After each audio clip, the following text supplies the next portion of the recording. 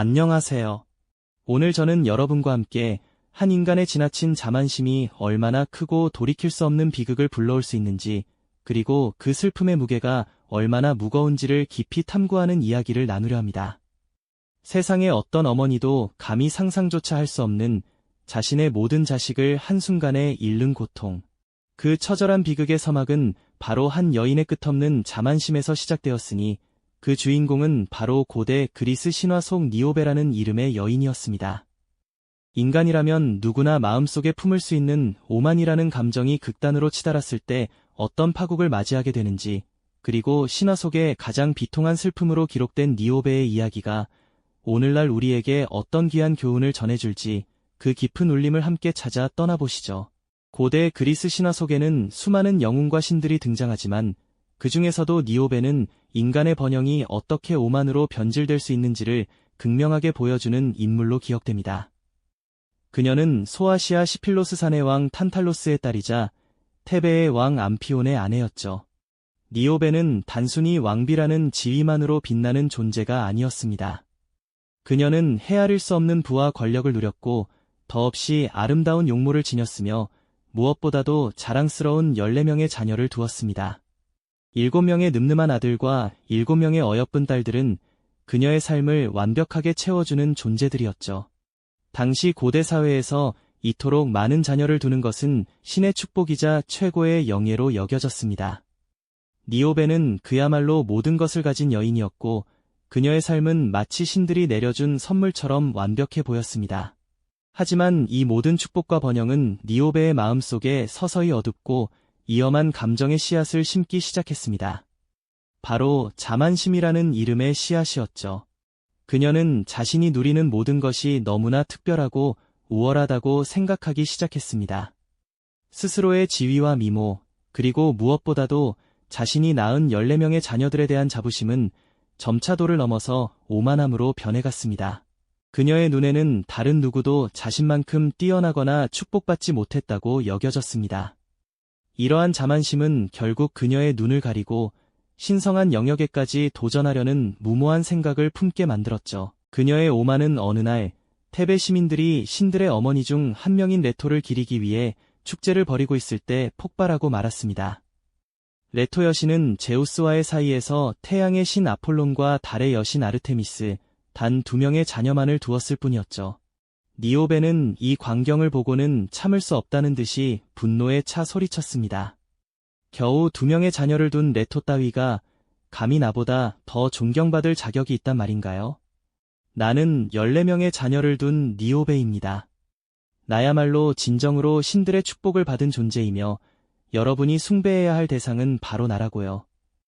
마치 신의 자리를 넘보는 듯한 이 발언은 단순한 불평을 넘어 신성 모독에 가까운 충격적인 도발이었습니다. 니오베는 자신의 풍요로움과 다산이 레토의 초라함과는 비교할 수 없는 우월성을 지닌다고 주장하며, 감히 신을 향해 자신의 우월함을 과시한 것이었죠. 그녀는 자신의 자녀들이 레토의 2 자녀보다 훨씬 더 많고 소중하다고 공공연히 떠벌리며 신성한 제사를 방해하고 자신에게 경배할 것을 요구했습니다. 이처럼 오만함의 눈이 멀어 신의 권위에 도전하는 그녀의 모습은 마치 폭풍전야의 고요함처럼 섬뜩한 불안감을 자아냈습니다. 아무리 인간의 번영이 크다 한들 신의 영역에 발을 들이는 순간 그 대가는 상상을 초월하는 비극으로 돌아오게 마련이니까요. 과연 니오베의 이 엄청난 오만은 어떤 파멸적인 결과를 초래하게 될까요? 이제 그 처절한 비극의 막이 오르기 시작합니다. 니오베의 오만하고 거침없는 외침은 단순한 인간의 목소리를 넘어 신들의 귀에까지 닿아 올림포스 산을 뒤흔드는 거대한 불경의 파동으로 울려 퍼졌습니다. 특히 자신의 고귀한 이름과 2 자녀를 모욕당한 레토 여신의 분노는 하늘을 찌를 듯 끓어올랐죠. 무시무시한 진노에 휩싸인 레토 여신은 지체 없이 자신의 2 자녀, 빛나는 태양의 신 아폴론과 날렵한 달의 여신 아르테미스를 향해 처절한 복수를 명했습니다. 어머니의 고통스러운 울부짖음을 들은 쌍둥이 신들은 주저없이 활과 화살통을 챙겨 지상으로 향했죠.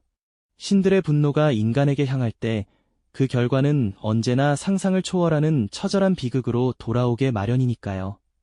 테베의 왕궁은 여전히 평화로운 아침을 맞이하는 듯 보였습니다.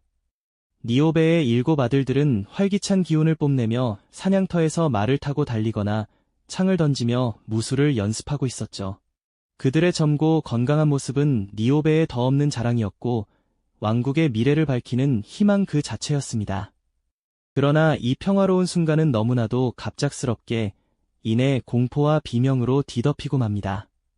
갑자기 하늘에서 날아든 보이지 않는 화살이 하나들의 심장을 정확히 꺼뚫은 것이죠. 고통스러운 비명과 함께 쓰러지는 처다들의 모습에 모두가 혼란에 빠졌습니다. 영문도 모른 채 쓰러지는 형제를 보며 다른 아들들은 공포에 질려 달아나려 했지만 이미 활시위를 당긴 아폴론의 화살은 마치 피할 수 없는 운명처럼 연이어 그들의 몸을 찾아들었습니다. 하나, 둘, 셋.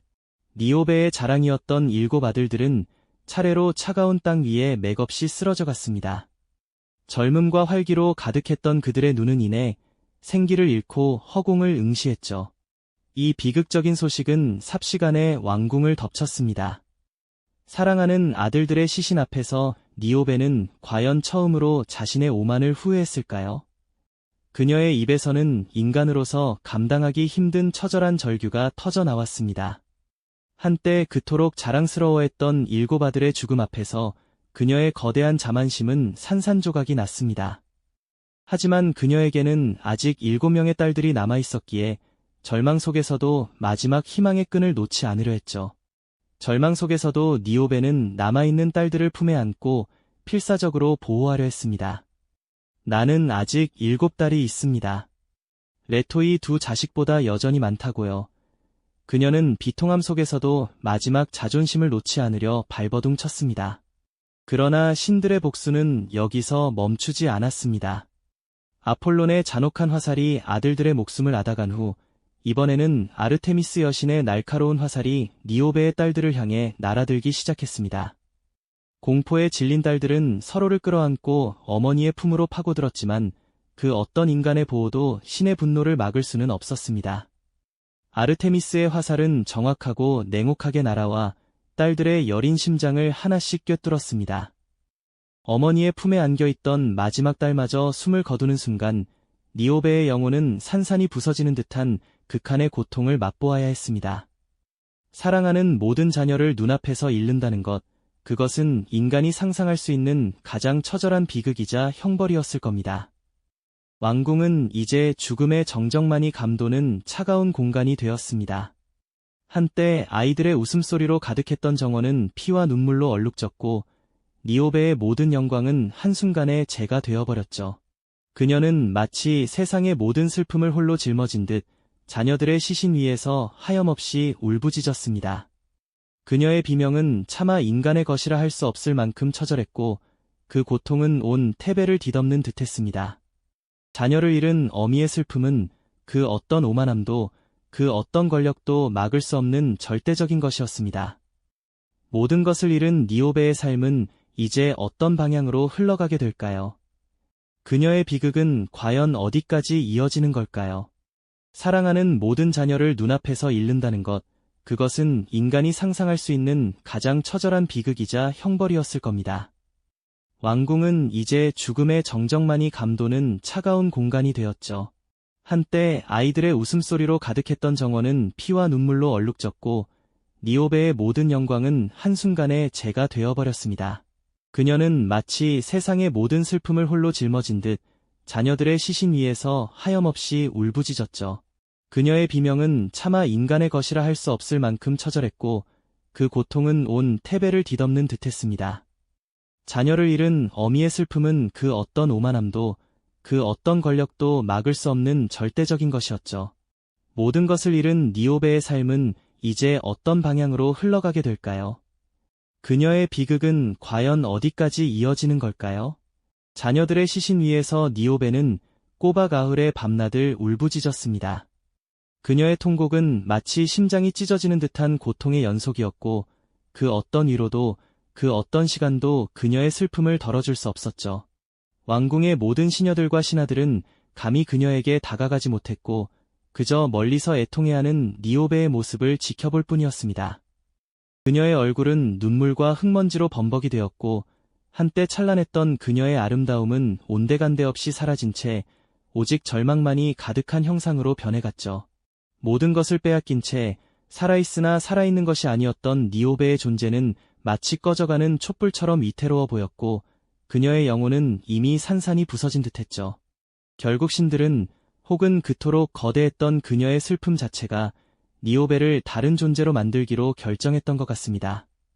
자녀들의 차가운 몸 위에 엎드려 마지막 남은 기력마저 소진했을 때 그녀의 몸은 서서히 굳어가기 시작했죠. 피부는 회색빛으로 변하고 부드러웠던 살결은 거친 바위처럼 단단해졌으며 손가락 하나하나, 발가락 하나하나가 움직임을 잃고 돌의 형태로 굳어갔죠. 그녀의 눈에서는 여전히 뜨거운 눈물이 멈추지 않고 흘러내리고 있었지만 그 눈물마저도 서서히 돌로 변해가는 얼굴 위에서 차갑게 식어가는 듯한 비극적인 모습이었죠. 마침내 니오베는 완전히 돌이 되었습니다. 그녀의 몸은 더 이상 인간의 형상이 아니었지만 그 모습은 마치 앉아서 영원히 울고 있는 여인의 형상을 그대로 간직하고 있었죠. 신들은 그녀를 멀리 떨어진 시필로스 산 꼭대기로 옮겨 놓았습니다. 그곳에서 니오베는 영원히 고통받는 존재가 되었을까요? 아니요. 그녀는 영원히 슬퍼하는 존재가 되었습니다. 돌이 된 그녀의 눈에서는 지금도 끊임없이 눈물이 흘러내린다고 전해지죠. 그 눈물은 산비탈을 타고 흘러내려 작은 강물을 이루었으니 이는 니오베의 끝없는 비애를 상징하는 영원한 표식이 된 셈입니다. 오만함의 대가는 이토록 무자비하고 잔혹한 결과를 가져왔습니다. 한때 세상의 모든 축복을 한 몸에 받았던 테베의 왕비 니오베는 이제 이름 없는 산봉우리에서 영원히 눈물을 흘리는 바위가 되어버렸죠. 그녀의 이야기는 그저 신화 속 비극으로만 끝나지 않습니다. 자녀를 잃은 어미의 슬픔은 시간을 초월하여 모든 이의 가슴을 저미는 압도적인 비애로 다가오며 그 비애는 한 인간이 품었던 너무나도 거대한 자만심에서 비롯되었다는 사실을 우리는 잊지 말아야 할 것입니다. 이처럼 고대 신화는 우리에게 삶의 중요한 교훈들을 건네주고 있습니다. 니오베의 영원한 눈물은 과연 오늘날을 살아가는 우리에게 어떤 깊은 메시지를 전하고 있는 걸까요? 네, 니오베의 이야기는 단순한 옛날 이야기로 치부하기엔 오늘날을 살아가는 우리에게 너무나도 생생하고 아픈 교훈을 담고 있습니다. 그녀가 마지막 남은 자녀마저 잃고 모든 희망과 자존심이 산산이 부서지는 순간은 인간이 감당할 수 있는 슬픔의 한계를 아득히 넘어선 비극이었을 겁니다. 그저 비명조차 지를 수 없는 영혼마저 찢어지는 듯한 극한의 고통 속에서 그녀는 결국 차갑고 단단한 돌로 변해버렸죠. 하지만 육체가 돌이 되었다고 해서 그녀의 비애가 완전히 끝난 것은 아니었습니다. 이 고대 신화가 오늘날 우리에게 전하는 핵심 메시지는 너무나도 분명하고 강력합니다. 인간의 지나친 자만과 자기 도취는 결국 자신뿐만 아니라 가장 소중하게 여기는 가족과 명예, 그리고 모든 것을 파멸로 이끌 수 있다는 준엄한 경고인 것이죠. 니오베의 비극은 신의 분노라는 극적인 형태로 나타났지만 현대사회에서 오만은 종종 현실에 냉혹하고 잔인한 대가로 우리에게 돌아오곤 합니다. 우리는 살면서 수많은 유혹과 시험에 직면하게 되죠. 그녀의 마르지 않는 영원한 눈물은 시간을 초월하여 모든 시대의 인간에게 오만의 위험성과 겸손의 가치를 묵묵히 그리고 강렬하게 일깨워주고 있습니다. 과연 우리는 이 비극적인 신화 속에서 어떤 깊은 깨달음을 얻고 그 교훈을 우리의 소중한 삶에 어떻게 현명하게 적용해야 할까요? 자신을 과신하는 순간 우리는 보이지 않는 신의 분노 혹은 현실의 냉혹하고 피할 수 없는 대가를 언젠가는 마주할 수 있습니다. 혹시 당신의 내면에는 니오베와 같은 오만이 잠들어 있지는 않나요? 때로는 겸손하게 자신을 깊이 돌아보고 타인의 존재와 가치를 진심으로 존중하는 마음가짐이 우리를 더 큰 비극과 후회로부터 지켜줄 수 있다는 것을 늘 기억해야 할 것입니다. 고대 신화는 이처럼 인간 본연의 다양한 감정들이 어떤 파란만장한 결과를 초래하는지 생생하게 보여주는 지혜와 교훈의 보고입니다. 오만함이 불러온 니오베의 비극처럼 탐욕, 질투, 분노와 같은 다른 원초적인 감정들 또한 신화 속에서 어떤 강렬하고 흥미로운 이야기들을 만들어냈을까요? 다음 이야기에서는 인간의 또 다른 깊은 감정이 빚어낸 신화 속 비극을 함께 탐험해보는 귀한 시간을 가져보겠습니다. 이 영상이 도움이 되셨다면 좋아요와 구독 부탁드립니다. 여러분의 응원이 제게 큰 힘이 됩니다. 다음 영상에서도 더 유용한 정보를 공유하겠습니다. 감사합니다.